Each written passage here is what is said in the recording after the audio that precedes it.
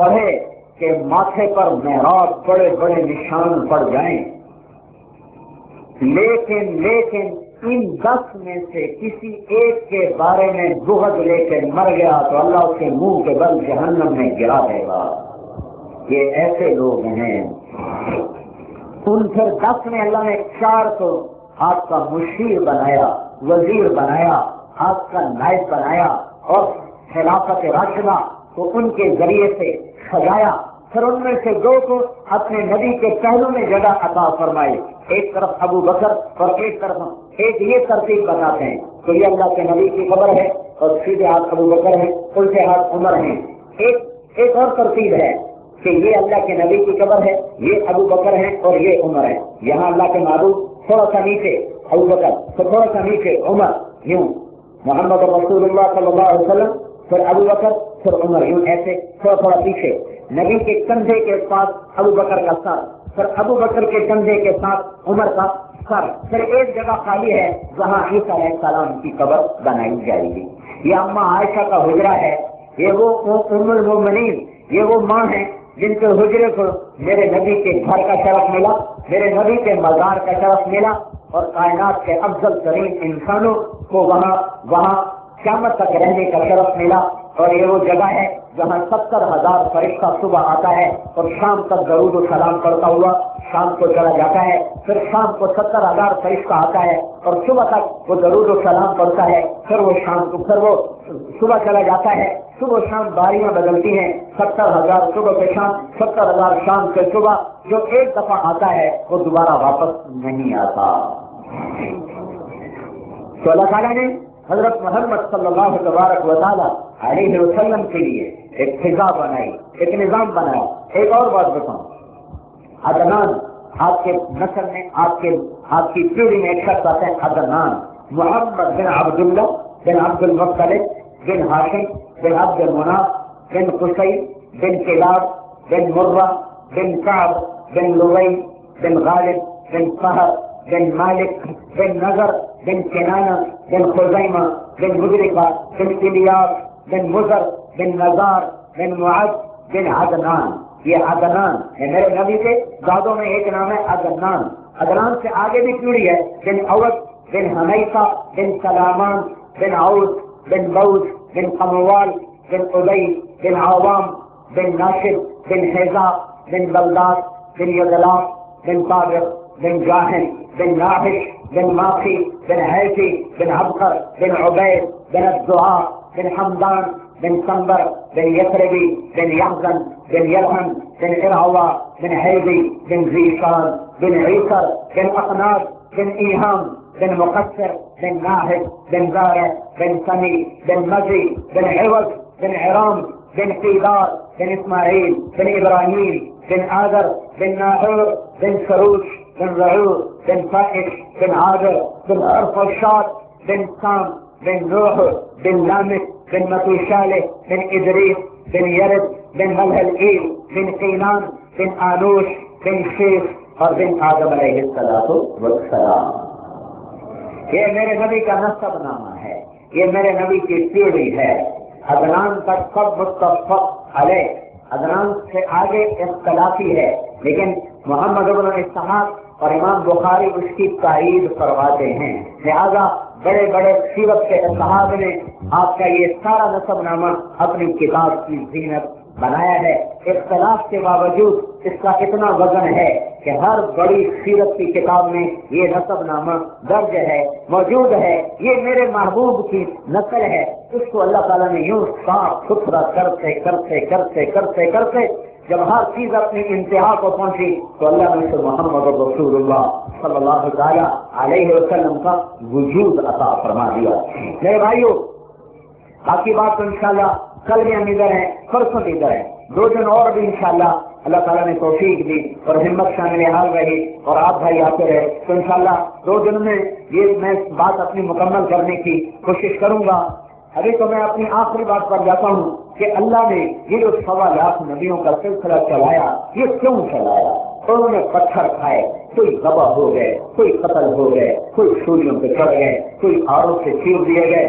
خود میرا اور آپ کا نبی اور کائنات کا نبی کہتا ہے کہ اوذیت فی اللہ ما لم یؤذ بہ احد، مجھے اتنا ستایا گیا ہے کہ کسی نبی کو اتنا نہیں ستایا گیا.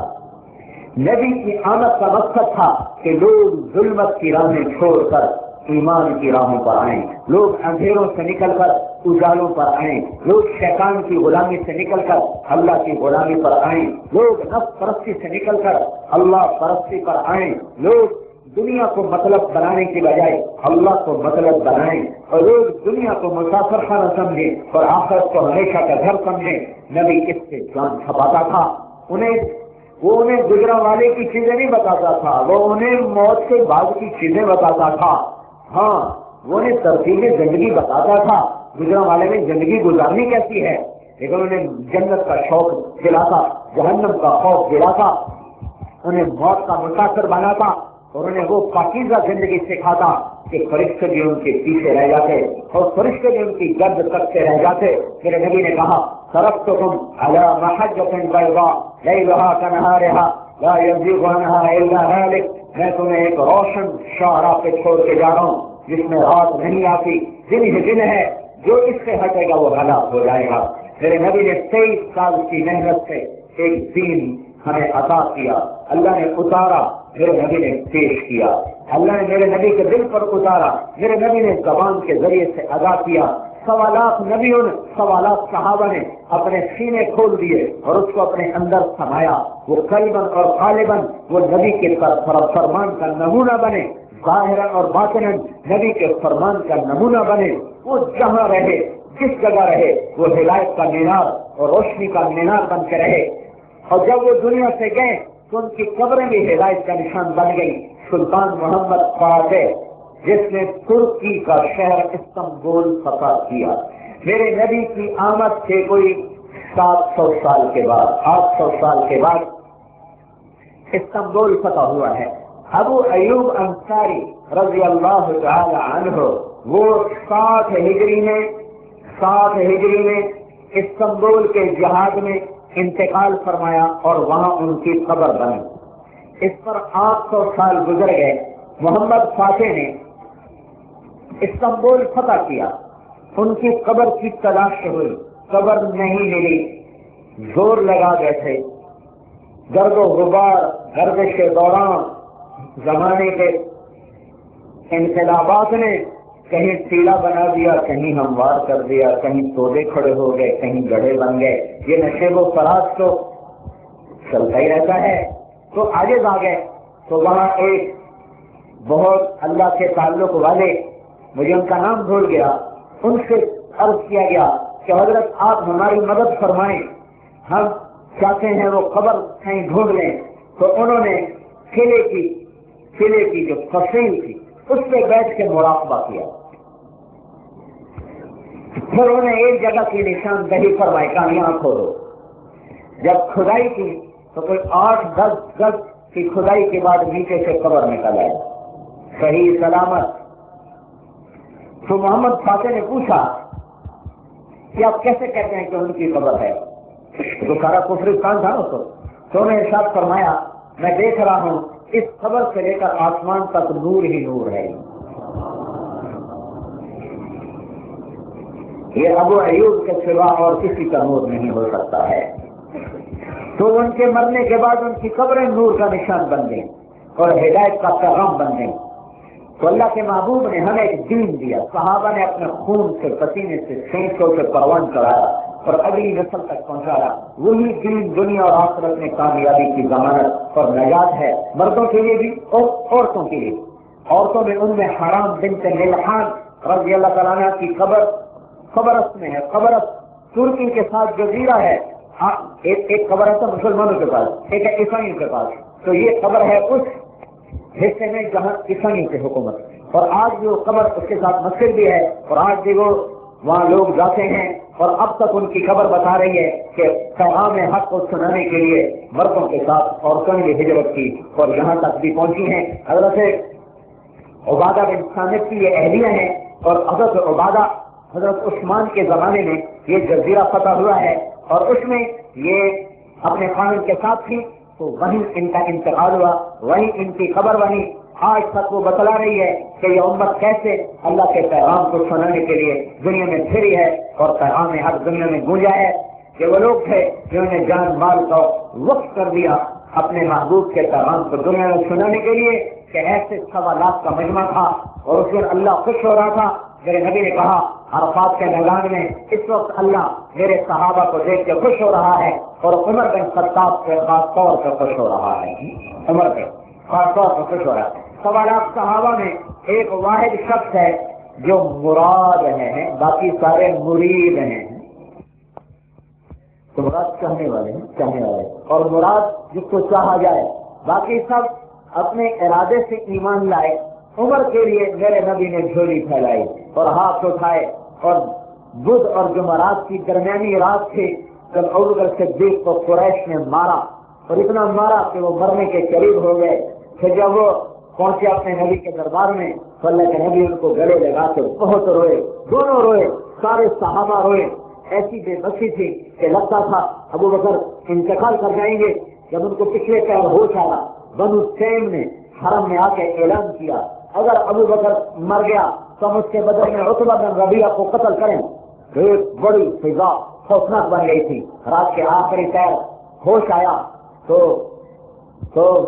فرمانے لگے ما فعل رسول اللہ، اللہ کے رسول کا کیا حال ہے؟ تو ان کے خاندان کے لوگ تو بھی مسلمان نہیں ہوتے، وہ ناراض ہو گئے، اسی کی خاطر تیرا یہ حال بنا ہے، پھر تو اسی کا حال پوچھتا ہے۔ تو ان کی ماں سے کہنے لگے اب یہ ہوش میں آ گئے، انشاءاللہ امید ہے زندگی بچ گئی ہے، اگر ہماری ضرورت پڑی ہم پھر آئیں گے۔ تو اگر ماں نے آ کے دودھ کا پیالہ پیش کر کے بیٹھا جو دودھ پی لے، کہیں جب تک میں اللہ کے رسول کو نہ دیکھ لوں نہ دودھ نہیں پیوں گا۔ تو ماں بھی رونے لگی، سب دوست تو کہ نہیں پہلے دیکھوں گا پھر پیوں گا۔ وہ کہنے کہ مجھے کیا خبر کہ وہ کہاں ہیں؟ تو کہا جاؤ ام جمیل کو بلا کے لاؤ، حضرت عمر کی بہن۔ تو ام جمیل کو بلا کے لائیں، تو ان سے پوچھا کہ رسول اللہ کہاں ہیں؟ کہ زید بن ارقم کے گھر ہیں۔ تو یہ ان دونوں کے سہارے پر چلتے ہوئے اتنا پھٹ چکے تھے کہ ٹانگوں میں جان نہیں تھی۔ دونوں خواتین کے سہارے پر چلتے ہوئے جب آپ دار ارقم میں داخل ہوئے تو اللہ کے نبی جھپٹ پڑو اور لپک پڑو اور دودھ سینے سے لگایا اور اتنا روئے کہ ہچکی بن گئی، اور ابوبکر کی بھی ہچکی بن گئی۔ پھر اس وقت میرے نبی نے ہاتھ اٹھائے، اللہم اعز الاسلام باحد العمرین وبعمر بن الخطاب خاصہ، اے میرے رب میرے دین کو عزت عطا فرما ان دو عمر میں سے ایک کے ذریعے سے، اور میں تجھ سے عمر بن خطاب کا سوال کرتا ہوں۔ دوسرا عمر کون تھا؟ عمر بن ہشام، ابو جہل، ایک ابو جہل ایک عمر بن خطاب، اس کا نام عمر ہے، ان کا نام عمر ہے۔ کہ یا اللہ دو عمر میں سے ایک دے دے، اور مجھ سے پوچھا تو میں عمر بن خطاب مانگتا ہوں۔ یہ رات جمعرات کو رات پچھلے پہر یہ دعا مانگی گئی۔ جمعرات ہوتی ہے دارالندوہ میں مجلس ہوتی ہے کہ محمد نے ہمیں تھکا دیا، اس کا کوئی علاج کرو۔ تو عمر کہتا ہے کہ اس کا ایک علاج ہے کہ اسے قتل کر دیا جائے۔ کون کرے گا؟ عمر کہتا میں جو ہوں میں کروں گا۔ ابو جہل کہتا واقعی تو ہی اس قابل ہے کہ یہ قصہ نمٹا دے۔ اب تلوار نیام سے باہر ہے اور جا رہے ہیں تیزی کے ساتھ۔ آگے نعیم بن مسعود رضی اللہ عنہ یا سعد بن ابی وقاص ملتے ہیں، عمر آج تیور بدلے ہوئے ہیں، کدھر؟ کا اس کا قصہ نمٹانے جا رہا ہوں جس نے پوری قوم کو آپس میں توڑ کے رکھ دیا۔ کہا پہلے گھر کی خبر تو لے، تو کیوں؟ کہا تیری بہن مسلمان ہو چکی ہے، چلو اس کا تو قصہ نمٹا پھر ادھر جا۔ ایک بات اور سنیں، وہ نعیم کہنے لگے تو بنو ہاشم سے ٹکر لے لے گا؟ اگر تو نے یہ قدم اٹھایا تو بنو ہاشم تمہیں جنت چھوڑیں گے؟ وہ کہنے لگتا تو بھی بے دین ہو گیا ہے، چل پہلے تیرا قصہ تمام کروں۔ ان پر تلوار اٹھائی تو انہوں نے آگے تلوار اٹھائی، پھر ان کے زبان سے نکلا جا بہن کو تو ایک مجھے آ گیا مارنے کے لیے، تو ایک دم غصہ ادھر منتقل ہوا اور سیدھے گئے وہاں خباب کے عرب قرآن پڑھا رہے تھے، انہیں دروازے کو دستک دی تو غرض دار آواز دونوں نے پہچان لیا، سعید بن زید بہنوئی اور ام جمیل بہن، اور یہ عمر آ گیا تو خباب کو جلدی سے چھپ گئے چارپائی کے نیچے۔ جو ہی اندر آئے تو دو تھپڑ مارا بہن کے منہ پر، اس کا خون نکلنا شروع ہو گیا اور وہ نیچے گر گئی. سب وقت تو بھی بے دین ہو گئی ہے. بھائی اگر وہ دین ہمارے دین سے اچھا ہو تو میں کیوں نہ قبول کروں. پھر 2-4 اور تھپڑ مارو تو ان کے خون و خون ہو گیا چہرہ.